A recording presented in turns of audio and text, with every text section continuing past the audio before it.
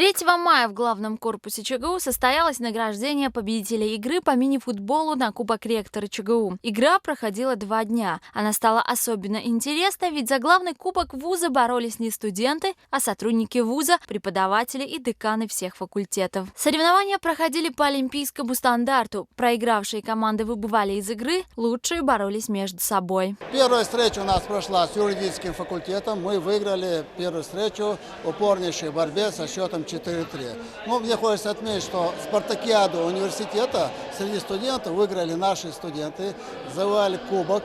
Естественно, нам грех не поддержать почти наших студентов, поэтому мы надеемся, все-таки выйдем в финал на этого турнира и победителя. По итогам этой игры первое место и переходящий кубок ректора ЧГУ завоевала команда административного управления университета. Вторым стал факультет экономики и финансов, а третье место досталось факультету государственного управления.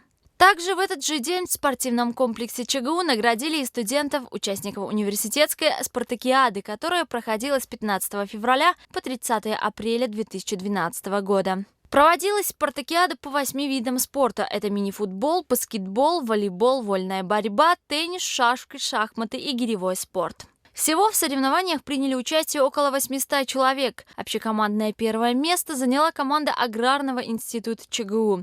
Кубок победителя уходит на агротехнологический институт. Бурные аплодисменты победителю внутривузовской спартакиады общекомандном зачете. Видеокамера, кубок, диплом. Снимайте свои будущие победы для истории.